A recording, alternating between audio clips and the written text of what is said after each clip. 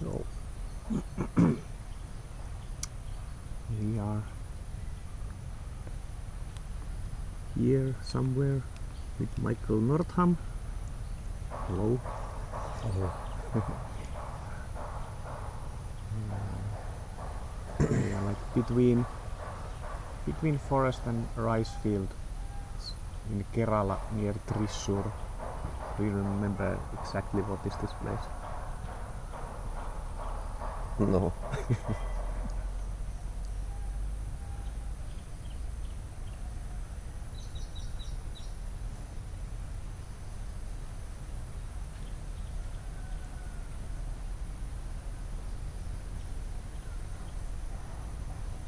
A few kilometers to the southwest of Thrissur.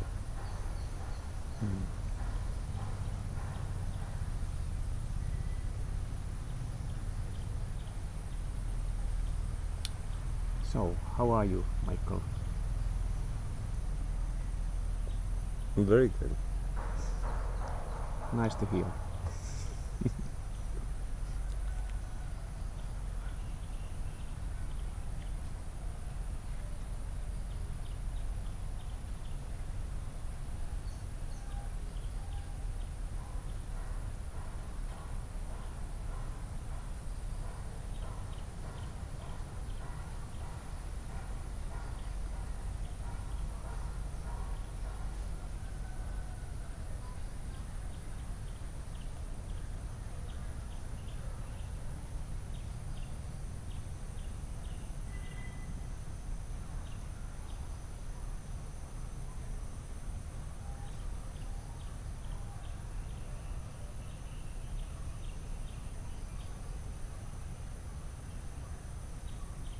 So, how you feel?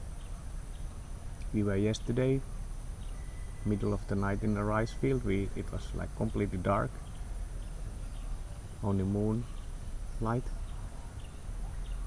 It was black and full of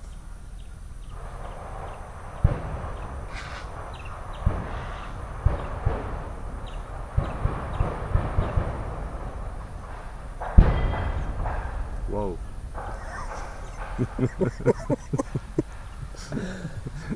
Full of woe.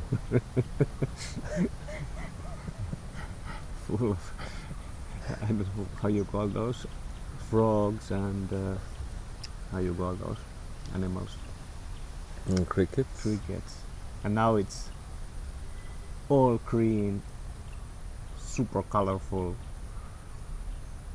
And a little hot. Yeah, Just on the edge though. If we were just a few meters over there, it would be a lot hotter. yeah, we would be boiling. And it's wow, but yeah, it's pretty. I've never been before this yesterday in the rice field, so the difference is like pretty amazing. If you take 12 hours to direction to direction,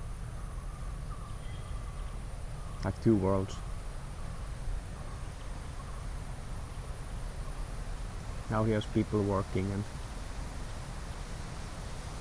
all this day activity. When those fireworks went off, there was a. It's still over there.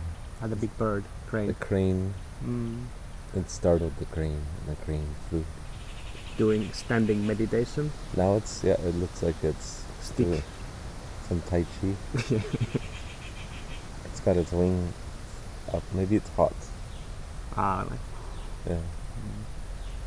I still, I'm not sure if I see the elephant.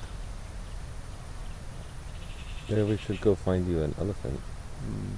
Although it comes very random. I missed an elephant by just a hair. The other day there was an elephant right by the studio in Ernakulam. I heard drumming, but I took a rickshaw and went away, and then later our friend sent a photograph of the elephant on the road. Sometimes you see them walking down the street.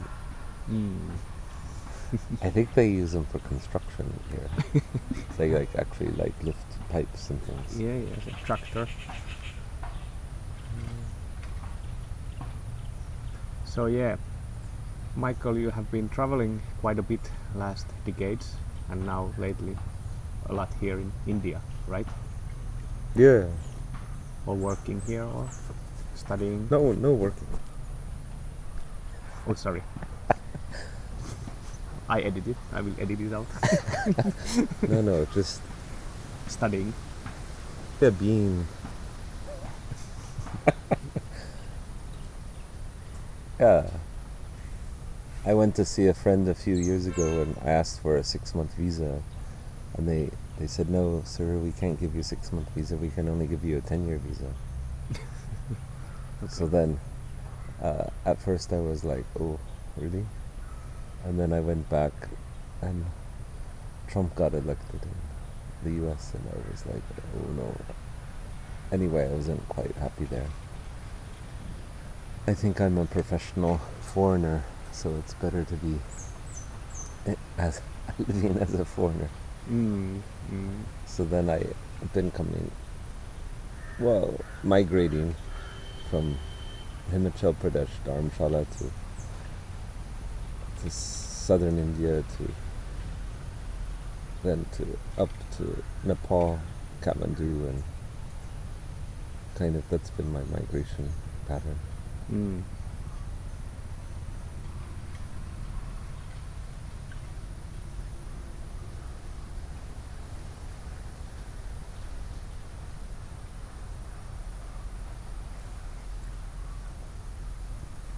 you give these listening workshops here, time to time, or concerts, or how you call those? Yeah, I haven't really done many concerts actually as such, but I initially was invited by this school in West Bengal, 3 hours from Kolkata, called Shanti Niketan. It's the place where Rabindranath Tagore had founded it. So it's kind of a school that was initially, the campus was in nature, and it's quite famous for mural and visual artists from across India. Murals, like the artwork on walls and sculptural. And this Sanchian Ghosh, who is the director of the interdisciplinary department, suggested I do a kind of workshop residency there. So they don't have much as far as media equipment because it's very old school, tactile. So we decided to do a sound art for visual artists thing. So it was somewhat successful. Every Monday and Fridays we would have listening sessions at listening salons, which actually started in Berlin. The last year I was in Berlin, I would, on Sundays, I thought, it's normally music, experimental music is kind of consumed with a beer in the hand and going out, socializing in the evenings. So instead we decided to do a Sunday afternoon tea and coffee and biscuits with futons laying everywhere and curated listening program. So based on that idea, then I had suggested that in India, and because generally people don't know much about either new music, experimental music, underground, or electroacoustic, or the history of sound, the idea that you can even have such a thing outside of music. And then added to that then the idea that sound is a valid kind of artistic medium, just like how a painter paints or sculptor sculpts. You can work with sound as a material, not necessarily in a musical sense, but as a material. So that was very successful. And then based on that, then I've done little shorter workshops here and there in Delhi, and then finally in Kerala last year for the Kochi Benali.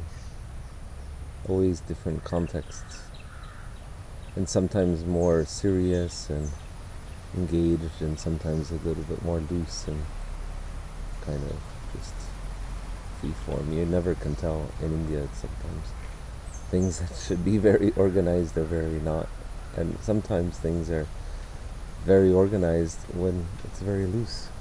It's very bizarre. Keeps you on your toes. But then the latest engagement more deeply was in Dharamshala, where I met one fellow who he was a trainer for music software, Ableton Live and whatnot, and he left the big city and the official training programs and created his own Himalayan Academy of Music Technology in Dharamshala. So mostly he does classes on Ableton Live and software. But I told him what I do, and he said, oh, we should have a Sonic Arts course. So then people show up to Dharamshala and stay for either a month or maybe we do 10 days or whatever. And I take them hiking with field recorders, and we do blindfolded listening experiences, and we work with a little bit of improvisation, microphoning natural objects, then working with apps or plugins and whatnot, and trying to motivate them to compose and think about their own work, which is challenging in India because I think people are so used to pre-formed things like whatever, this kind of dance music, programmed. So generally I find that I have people who are wanting to be music producers, so they're just thinking of how to get sound effects for their program music, and occasionally you'll get people who are into like maybe a little bit like maybe meditation. It's always a strange thing. But yeah. in these workshops, so you said that they are a bit different, but there's also people doing there or just listening. Are they like doing actively something? Hopefully. I mean, sometimes people are less motivated. Yeah. Like sometimes people come and they just are having vacation. And then some people are really actually wanting to do some kind of sound art project. Like there was a couple women from South America, well, one Mexican, one from Chile, who joined the class. And they were very engaged in very interesting ways. They were wanting to work with sound to create. The Mexican woman wanted to learn how to work with sound in order to create like dreaming experiments, or like dream yoga, facilitating dream yoga things. And the other one is like a body performance artist, kind of doing, I don't know, kind of like a very, how to say, like, she had her own thing going on, which was quite unique. So she was wanting to use the sound as a way to add another layer to her thing. And she's already living in Berlin, using the information. She's always telling me how much she got from it. So that's nice. Yeah, and we have been now played and traveled a little bit here in India, and there have been a couple of people who we have met, and they have been really like inspired, and they for example they were in the last one in Kochi workshop, or what this was like. Yes. The seed has started to grow here already. Yeah, there's from one of my students, who now is a good friend, Nitin Shams, who lives currently in Delhi. he started his own Sunday morning like listening yoga meetups in the. So he and a friend invites people from all walks of life in Delhi to go walk in a little forested area. So they bring them to different places and sit them in front of a frog pond or have them listen to with headphones on, microphones, and so he did his, I think his school paper for his graduation was based on the subject of listening and how listening affects creativity, which was inspired by the workshop. So I think it's good, but it's challenging always because you have the different kind of scenes. So you have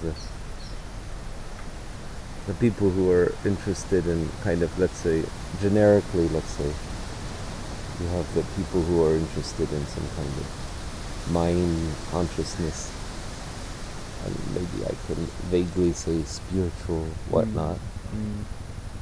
And then you have people who are kind of interested in making cool things and have some sort of cool art, social context. And I find the second one is always challenging because ultimately people do what their peers, like what makes them cool, and that's always different based on your interpretation of being cool. Yeah. But for me that steps challenging on as far as like people don't really listen. Often I share, there's a Krishnamurti quote which I can forward to you. You could post it, whatever. You can try to remember it now. The essence of it, yeah, just paraphrasing it, is that basically, do we really listen ever?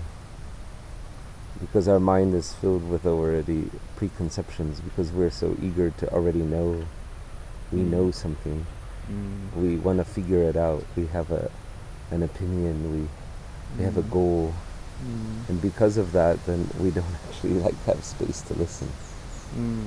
Yeah. I have this one image of this. I in this image you don't never kind of see this, so it goes like that. We are living inside of the hut in a way, and then we watch from the window how this world looks like, and then we all the time draw the picture what we see. But when we get older, we are actually not looking outside anymore. We are just looking the picture which we have made. So it's exactly the same, that we are just looking the what we have already, what we think we know,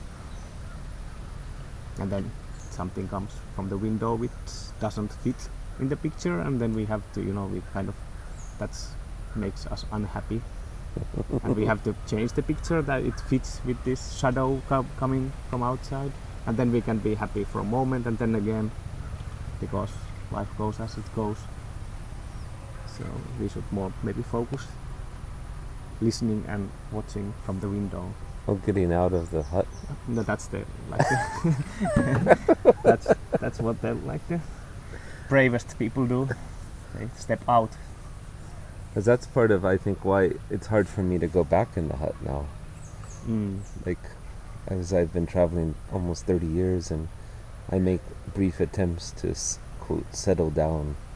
I have a picture. I have the reverse. I have a picture of a hut with a window. Yeah. And I think, I want to go sit in a hut with a window so I can have my picture collection. Yeah. Because it sounds cozy and comfortable. But then I realized that I just have a picture of a hut, but I don't have any hut. So I just have to begin to enjoy the whatever is around us. Let's see what is around us. It looks above us. It's possibly a mango tree. Mango tree? Yeah, I think it maybe could be. Wow.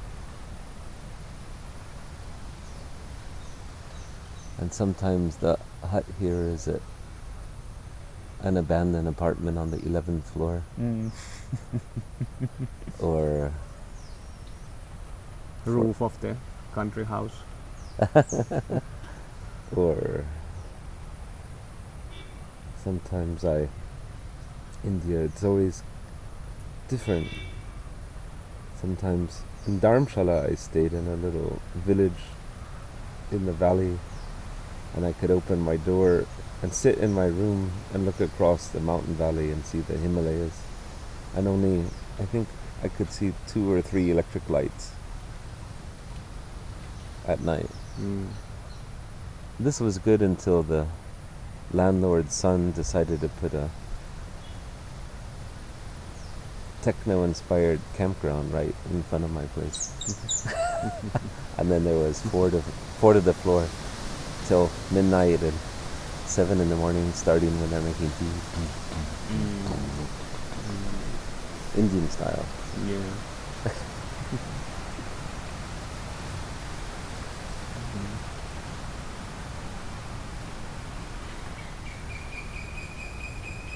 Actually, down here in Kerala, in this kind of village, you have a relatively good opportunity to find silence. India is a hard place to find, well, relative silence, like natural silence. You always have, like, there you go, a horn, a car, or dogs, or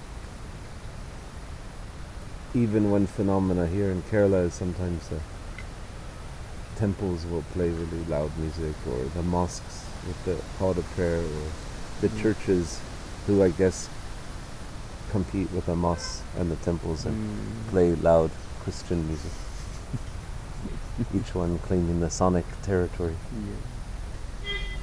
Yeah, we have been staying in Kochi, like capital of Kerala now, 1 week, and we have been doing recordings all around the city and playing our shakuhachi flutes, really different locations and sounds, and I hope we can do some kind of release out of that material, so I will link it somewhere here, so then hopefully there is all kind of city sounds. Like I was really like amazed at these horns in the city. It's like a big jungle with billion birds, like beep beep beep beep beep beep beep beep beep. It's amazing. Like, What's the one sound? it's like 24/7, like beep boop beep boop boop boop boop boop symphony. Then I tried to explain it to local, that it sounds like the birds, and they're like, But I do think I've had some Indian friends explain to me that they find a certain level of comfort with the city noises, because one friend had gone to, I'm not sure where, somewhere in Europe, in a small town, and it was so quiet. They said it was so quiet that they were disturbed by that, and so that they actually missed this constant kind of noise. They felt that was comforting to them.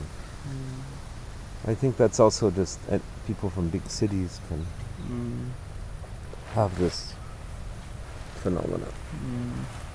Maybe it's their tambura protector. Yeah. That's an interesting, you could talk about why you say protector. Why? Because that fellow, who was it? Somebody told us that Harsha? that tempura is a kind of protector.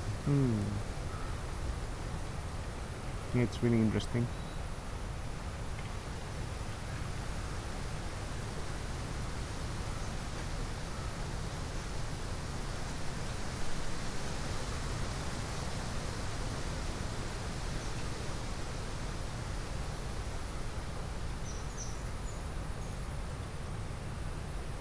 Where we're sitting right now,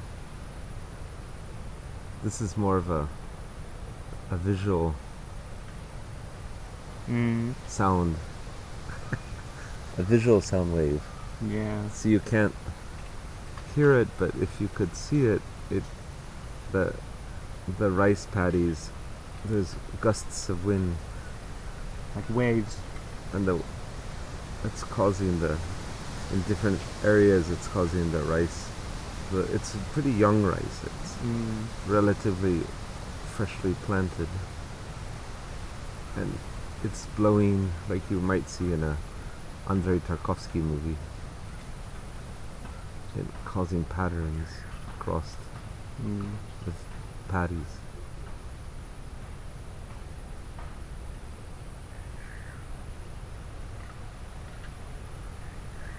Hundred dragonflies, Yeah, there's a maybe more, probably. 1,100. butterflies chasing each other. White cranes, this Tai Chi crane, lots of like white cranes. And near bamboo, not bamboo, coconut Coconut. everywhere. So this looks like dream beach, but it's not water, it's rice field.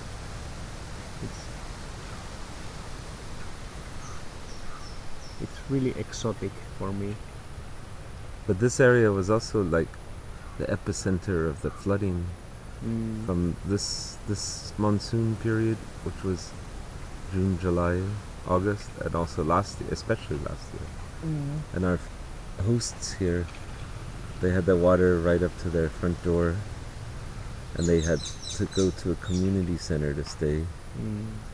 And there was no way to get food into this area, so the helicopters would come and deliver food. For 15 days they stayed at the community center. So this was Lake. everything in front of us was water. Where we're sitting was underwater.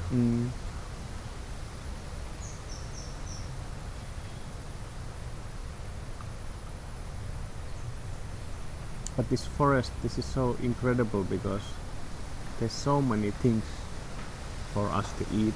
I'm so, always we put, you can make this and this from this and that, and make pickles out of these, and this is like candy, and whew.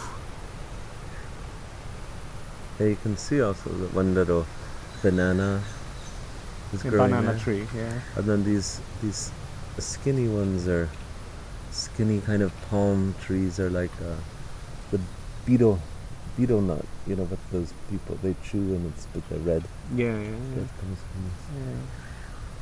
And then we saw a cucumber tree. But I don't know. It's not cucumber. It looks like a cucumber tree. Because there was these small pickles. I think it was something the same, similar, and they tasted really good. It was in an art cafe Oh, garden. It's so amazing. oh yeah. This is a beetle.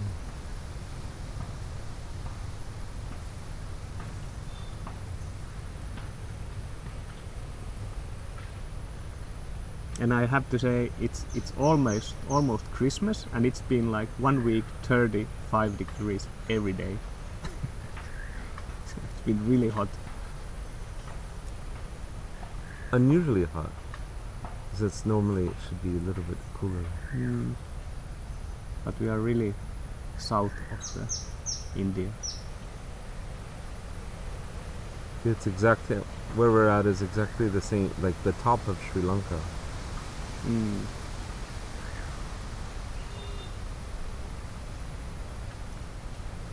But still north of the equator, I think. Yeah. But not much, I think. A little bit.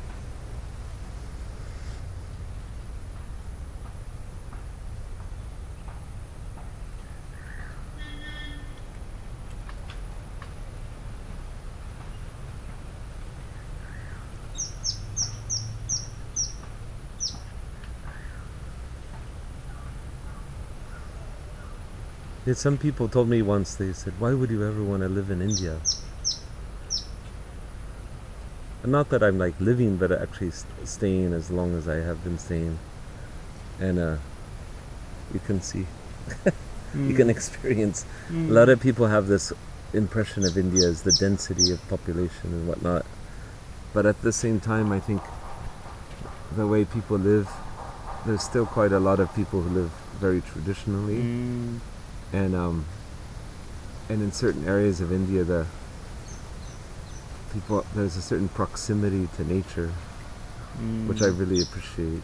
Like, and it's people in India, they travel a lot, so it's very common that one moment you're in Kerala, the next moment go to Bodh Gaya, the next moment you go to Dharamshala, then you go back down to Kolkata, then you go, even though it's huge distances, the way that the even flights are relatively inexpensive, and trains, buses, people move a lot. And I think that when I went back to the States for the 5 years I was back, I felt stuck. I could go on little camping trips or stay in the little area, but you didn't feel like I was networking like as much as I did in Europe and here it's incredible. And I really enjoy networking and connecting with people, and I'm also a connecting person. Like Antti, Nokia. Antti, Indian people ask where are you from? Always people ask. So Antti says Finland, And they say England. and then he says Finland. Nokia. We're connecting people. Then we start laughing. And then they say, well, Nokia doesn't exist anymore. Already old. But still they have Nokia phones. But that's true that people are really taking night buses and night trains. Like, it's always 10 hours and you are somewhere else. Actually, this, for me, like, staying more than 3 weeks in one place is a little unusual.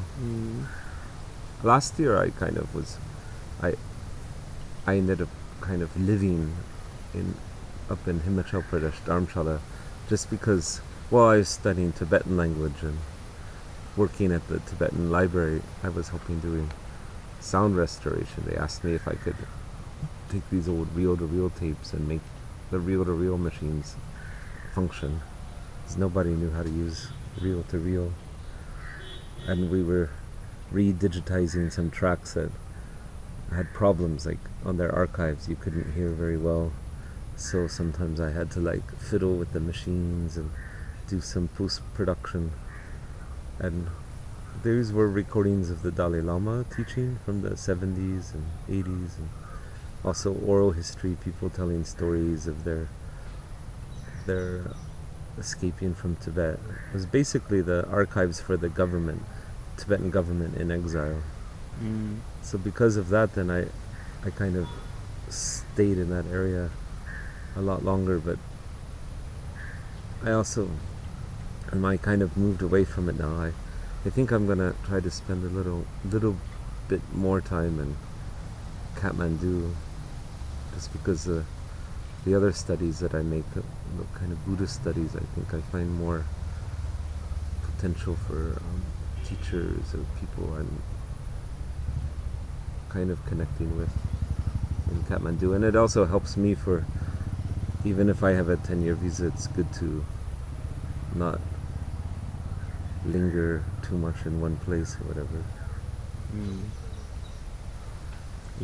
I noticed that you have these like two group of people. You are like these art people and then this Buddhist people.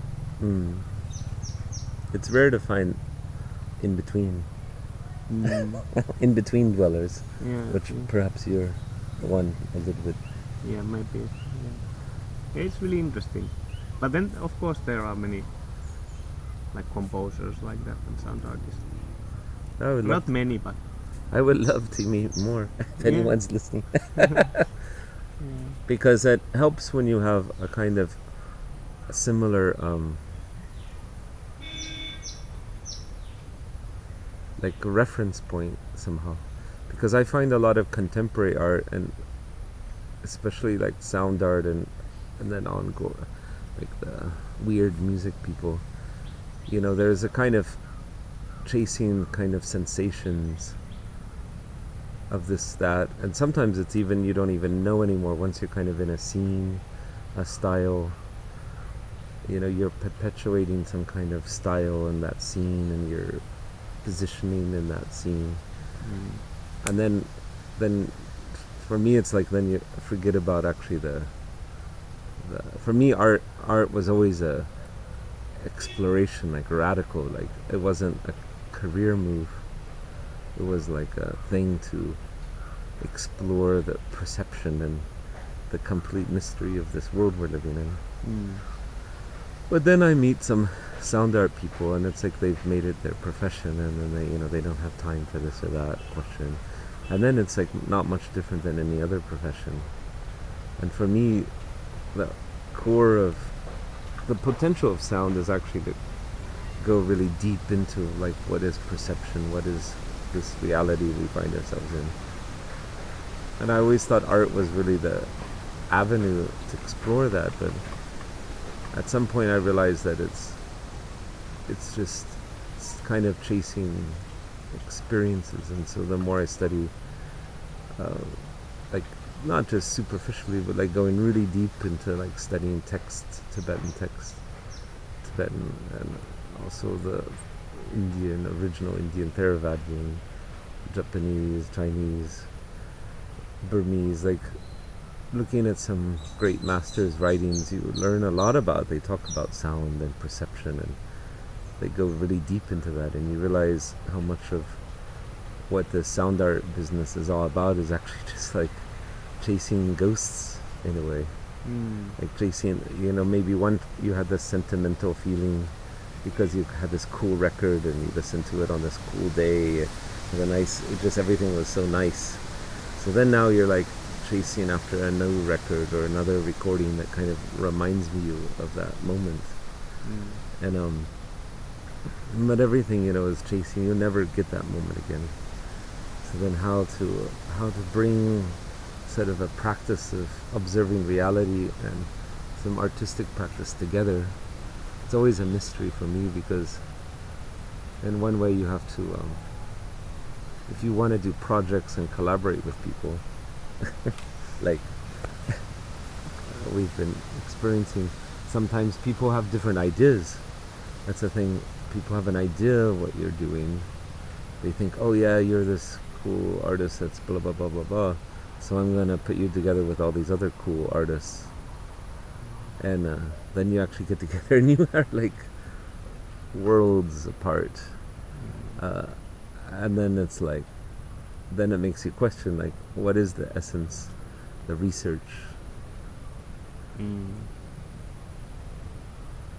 So maybe you can tell us what we have been doing. Like we have been doing like some things together, but then with this other thing.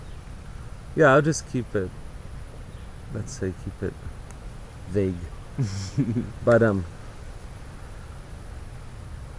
well, we had a proposal to do some events, and I was initially imagining this kind of having this be a kind of art residency that we can do what we do, you know.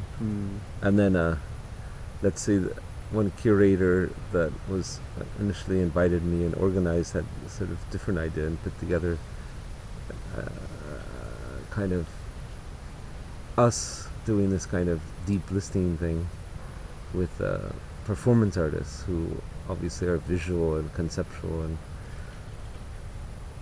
and then actually you could expand that there was our deep listening thing, performance artists, and then kind of free improv Band that they usually play together anyway. And I found it kind of I mean, it was, for me, it reminds me that I would rather develop more serious practice. But I've always, this has been years, and then, you know, when in Berlin I was sometimes around kind of arrangements like this, and you get this kind of, in French they say n'importe quoi. N'importe quoi kind of means whatever. Like everyone's just doing whatever they're doing, and I personally feel a little bit sorry only for the audience, because it's like how it's like putting I don't know, like a South Indian curry and some chocolate pie and maybe like a orange Fanta soda at making a soup from that. And you're kind of, as a consumer, you're like, well, kind of any one of those things could be all right if they were alone, but then together it makes some kind of strange flavor. And in contrast, then we had like a visit of friends that are researching archaeology and translating Tibetan texts and doing a kind of PhD in visual abstract poetry of India. And that meeting with these people were just like totally like boom, dropping into a really different kind of space where you felt like I like learning, I like actually being challenged. And even us, like our Shakwatri duets were really like, oh, I'm learning, like I'm listening and I'm learning and all that, instead of just doing and like, oh cool man, like we did something. I mean, at the same time, it's a very careful balance, because I also know many people that just complain and oh, this sucks, that sucks, or whatever. And I don't think anything we're doing here sucks. No. But there was maybe some curious, clumsy moments. Yeah, and I think this all has been, we are always coming to venues like really late, and we haven't actually discussed what we do, and it's been a bit like complicated in that way. We don't know, at least I don't know these other people, but it's been really like all new for me, so I've been enjoying it. But of course this is not like what I do. Like, I want to focus like one thing per time, and not this like soup thing. But it's also, I think, the age thing. When you're getting older, you are not really like, you don't wanna do that anymore so much. Maybe when you are younger, you like to do that more. Like, I think like because we're in India and we're foreigners in India, it's kind of alright to compromise and just do kind of these loose things that are maybe not what we do perfectly. Because in fact there is like, that's a whole other subject we could go into, is that in India, Indians are quite, being a post-colonial society, they're quite sensitive to like white Europeans kind of saying, oh, this is how you do things, this is how to be clear and how to like make a professional blah blah blah. So they're a little bit like, they don't care, even if it's sloppy or whatever, they'd rather do whatever they do in their own organic way, which observing is like very heartfelt, and it has a very, part of their attraction for me to go and meet artists in India and go to like really weird circumstances, is that their sensitivity and way of like being with each other is fresh and interesting, even if it's sometimes not my ideal context. There's something I can learn from it. And they, I think, appreciate whatever we're doing. And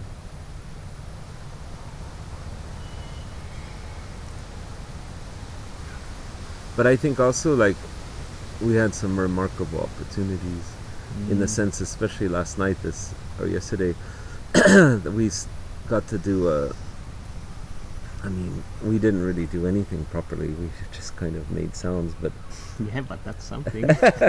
something. But we had this event that was in the attic of a old house, one of these houses that you see in Kerala that you like, oh wow, supposedly with ghosts and really classic old kind of like royal families almost. Yeah, with the lounging rooms and the big wide kitchen area with the open windows and really like India from another time period. And so we got to spend time in the attic space, and they had told us that that space that we were making sound had been filled with really mysterious objects that them as a child, when they would come up there, each thing was filled with so much strange history. And so my approach was to, I said, I was like telling people I'm hunting for ghosts. And we just explored. I liked really moving, putting my sound in all the corners and in hidden places, and the audience must have just heard us wandering around with different sounds, and there were different things that happened. And I thought that the improv guys did a nice job, because they're used to playing together, and it was interesting to hear them there. And then there's a current political situation in India right now that's pretty heavy with the citizenship, like refugees coming to India from neighboring countries. If anyone can come, anyone can be a refugee in India except for Muslim people. So you can from Bangladesh and Pakistan, all that. Afghanistan, if you're Buddhist, if you're Hindu, if you're Jain, if you're Sikh, you can get citizenship as a refugee, but if you're a Muslim, you can't. There was erupted now in the last couple of days huge demonstrations all over India, and today there's a strike happening here in Kerala on the same subject. Yeah, everything is closed the whole day. So the performance artists that joined with us, that was a heavy subject, so they were talking about censorship and wearing like muzzles on their face, and so I wasn't quite sure how to put deep listening in that context, but we could have just blindfolded them. The context was wrong. Yeah. Although I think that the audience, like, if that aside, that attic space would be nice for a deep listening concert, like a and it was really quiet there, so it was really good space. And she's invited that possibility to do some kind of future collaboration. So that's a nice thing. You can post some Facebook links to the performance. Yeah. But yeah, it was really interesting.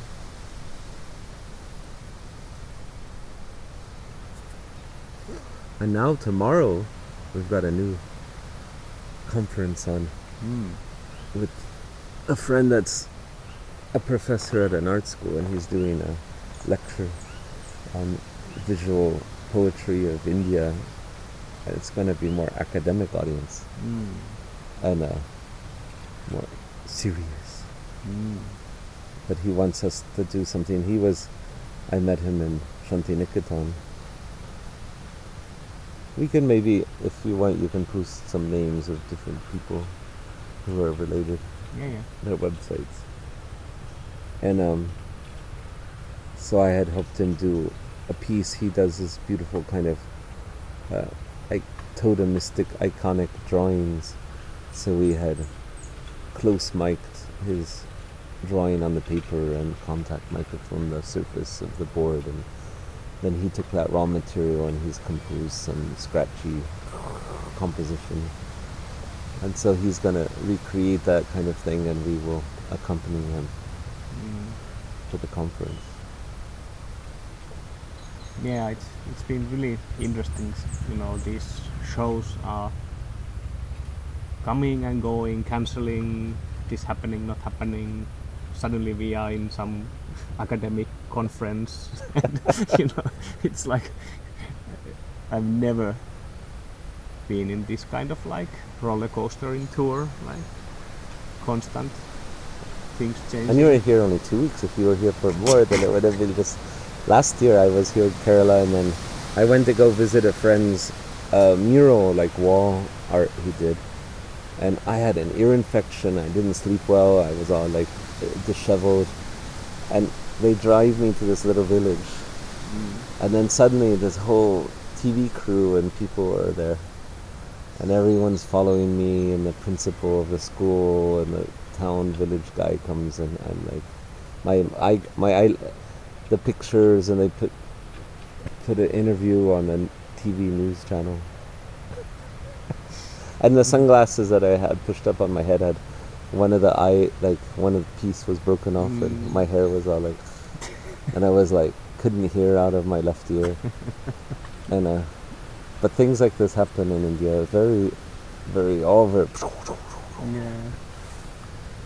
and then sometimes nothing happens for quite a while. Like, I'm gonna start the new year at Bodhi Zendo, which is a Zen center, the only Zen center in all of India, up by Kodai Canal in the mountains here. So it should be like much cooler, and doing nothing for a few weeks would be good.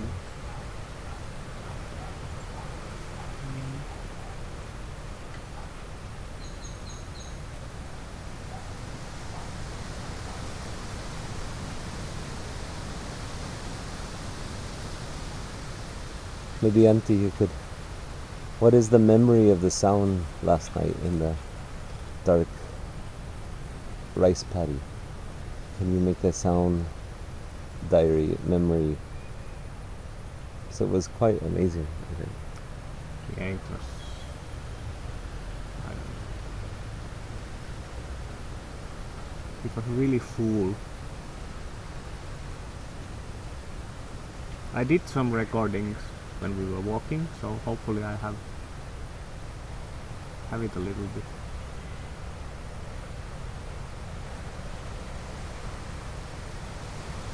But I really enjoy how it's like different world, different reality. They are now sleeping, we are awake, and then we are the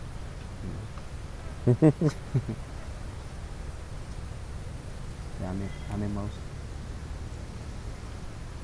giant bats, snakes. You saw one? No. Imaginary. But There must be there. People are talking about so much about snakes. Or I think some people have the luck to see snakes. And I saw one, actually the only time I've seen a snake in India was at a place I would never think about seeing a snake. I was like in a place having a chai, and there was no real nature around. There's only houses around. And suddenly the snake just like went across the room, the chai room, and went into a drainage pipe. And the guy, so it went into the chai house. So he was a little like, what? But yeah, I talked with the woman yesterday's the old house, and they had really nice this fruit garden all around, like big garden. And she said that like not for a long time there was a cobra like coming up. Oh, okay. So I guess it can be pretty serious if you step over the cobra. How you say cobra? Cobra. Cobra. But there's some interesting stories, like here in Kerala. There's, I was told a story in one village, probably something not unlike here where we are at, where there was a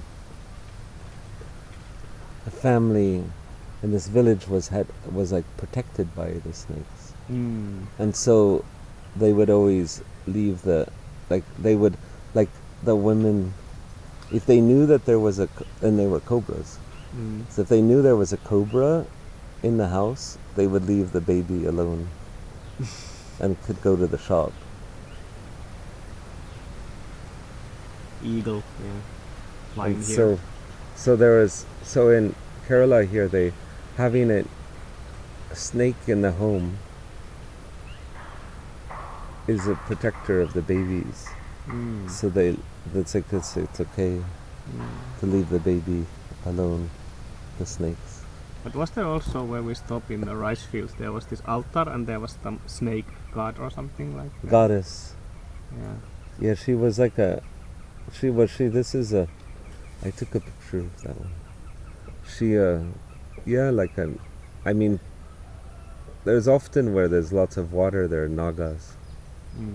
Naga, snake gods. That's a bald eagle. See, sometimes you see bald eagles.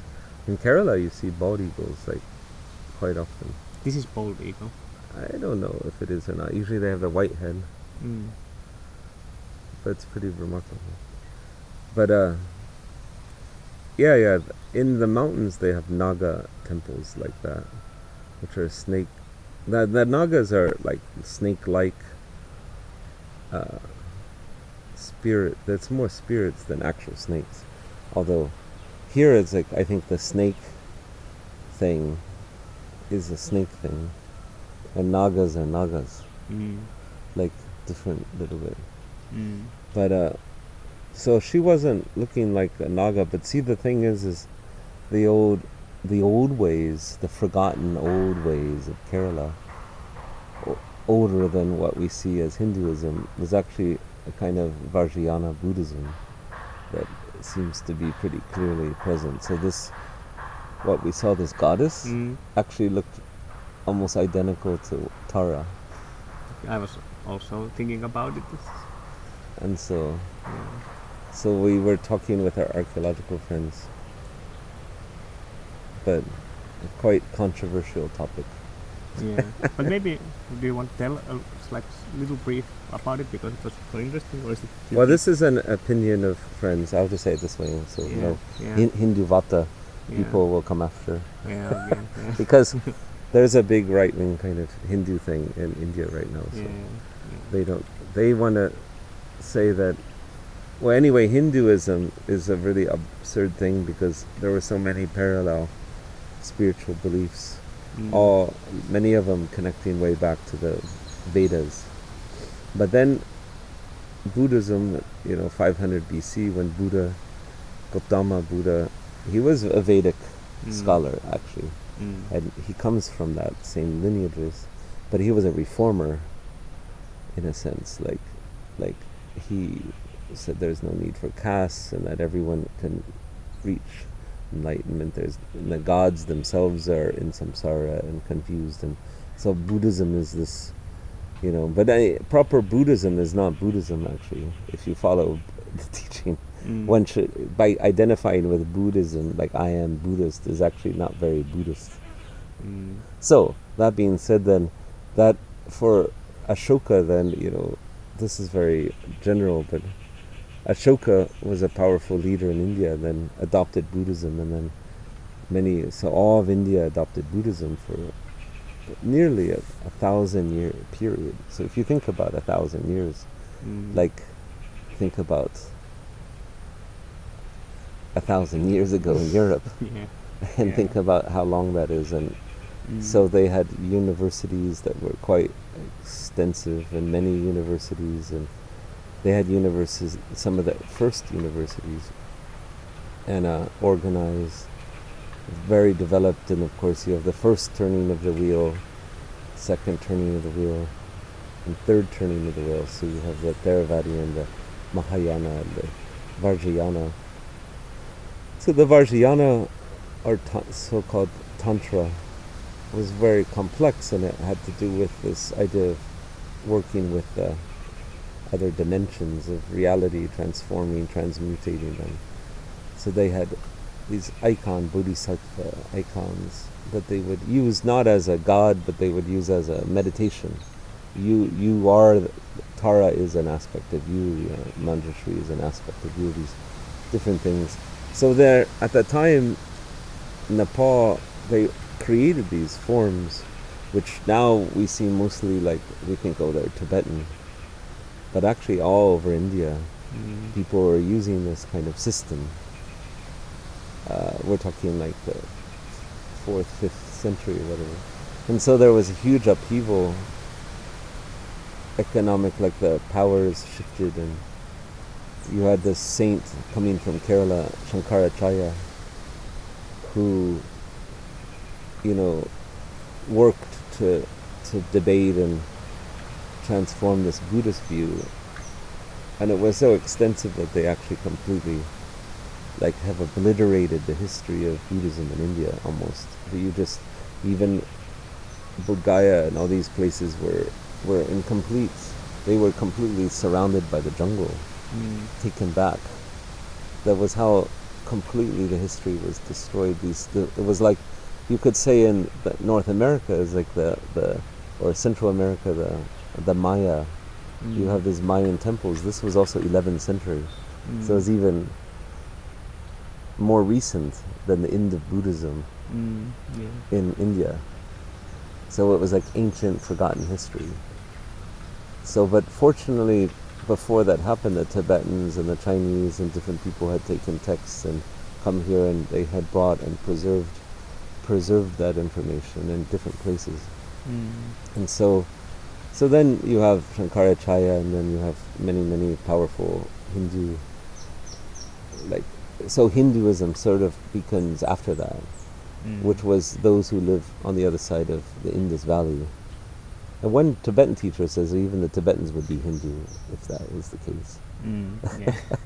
And so then it's super complicated. You have Advaita, Neo-Advaita, Vishva-Advaita, different philosophical sects. And there was some lingering, Buddhism, but Buddhism was very and especially Vajrayana, the Tantrayana, was very oppressed, and then there became the Hindu Tantra, which is another different kind of thing. The Buddhist Tantra was kind of what they say, Buddha's terms as skillful means, the way to transform yourself.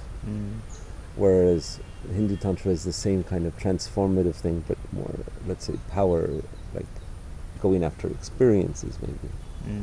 So anyway, the thing is that, just like the Christian churches took pagan centers in Europe, they built Christian churches where pagan power places were, and sometimes you see little remains of the pagan iconography. Here, similarly now, a lot of the Hindu, and especially the Shakti, the female goddesses are often in places where some kind of Buddhist center was. And so even I've heard tell to some of these temples there's a hidden room somewhere where the Buddhas are kind of hidden away. So, and it makes sense too, even now if you go into the modern Hinduism, you have the calendar art, like most European Western people, they know the calendar art. The calendar art is actually kitschy artwork that was made in the 20th century, just some kind of rough representation of Ganesh or whatever. So what you see in the calendar art is kind of originally, was a kind of Vajrayana. They were like Yiddims, but they became gods. This kind of worshipped gods that you ask favors, I bring you this thing, you give me, some this give and take kind of thing, which is a lot of in the Bhagavad Gita, and all this is about the give and take of spiritual. So there is the beauty of this so-called Hinduism is there's a lot of teaching about give and take and the bhakti, the love, and so there's a lot of good things in the Advaita, Brahmana Marshu, Nisargadatta. But if you look deep into that philosophy, you'll see connections to Vajrayana, because Vajrayana, the world thinks of it as this Tibetan thing, but it was actually a really, really widely practiced kind of phenomena or spiritual method. That's a long-winded explanation. But it's what's happening here right now. This nationalism, and it's happening in Europe, in US, whole planet. It's a funny. Same things happens all around the world, I find it kind of just strangely ironic, like European friends or American friends that are complete Indiophiles and they just love all the Hindu stuff and they're like yoga and the pictures and the clothing and all that. And then it's kind of like somebody like, you know, loving born-again Christian, right-wing conservative American Christianity and like, oh, I love it so much. Because somehow, you know, the calendar art and the Hindu yoga of India is so exotic and it's so cool and cosmic. But then when you go and look into it, it's just like the right wing. It's like loving so much your Protestant right wing, you know, politicians and all that. Because here you have this kind of right wing, but they're yogis, and they want to bring back yogic science. Like Tupten was showing me the one guy, but he was so radical he's been kicked out of India because he was like, I told the sun, today you're gonna rise 40 minutes later, and if you look on Google, on that day the sunrise was 40 minutes later than normal. I told the sun to do that. You know, this kind of weird. And then he said, I'm going to invent vocal cords that can grow inside of dogs and horses so that they can begin to speak to us. This like really esoteric, bizarre, weirdo science. But some of that is being promoted here in bizarre ways out of that nationalism. But the Dalai Lama, in his teachings, he often, when he goes around teaching in the Indian universities, he often scolds the universities. He says, "What, you know, why? Like you're independent, but why are you still teaching Anglo-British academics? Like India's history has Nagarjuna and all this incredible philosophy, actually, at its roots, which would be very a radical kind of philosophy that would be helpful with what we're learning with the quantum physics and all this kind of radical quantum computing and all this. Already in the the time period of Nagarjuna, the kind of philosophy that it's being taught is Madhyamaka philosophy. If you really understood that this was a really valid philosophical study, like why isn't it in the academics in India, considering it's actually the roots of Indian knowledge. So that's how deeply the culture has forgotten. But a lot of cultures have forgotten their roots. I it's guess, happening everywhere. And the nationalism is like a selective memory. It's like you're protecting some selective conceptualized memory. Like American culture has this fabricated, like 1950s kind of, father knows best kind of strange 50s thing. And people seem to perpetuate this kind of fabricated reality, which it's kind of arbitrary. Like Terence McKenna says, culture is not our friend. Culture, like our culture is our cults, actually. Anyhow. Wow.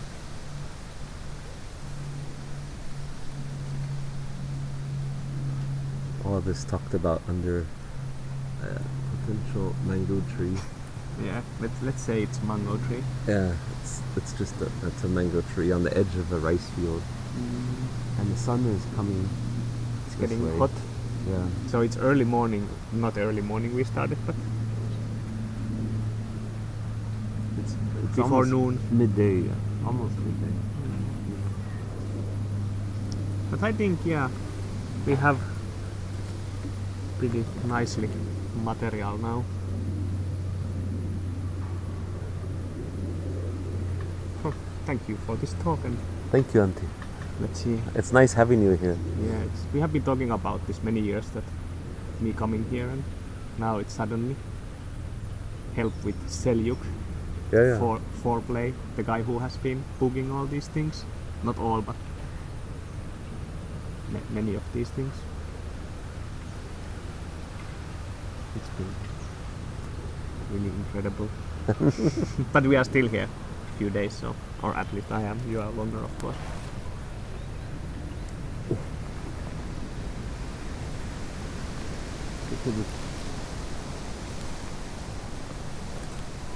The local rock.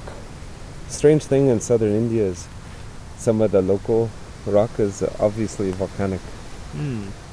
So some time long ago there was a lot of volcanic spewing happening here. It's like brown. Really weird color for rock. Red, yeah, red. Red, brown, white, green.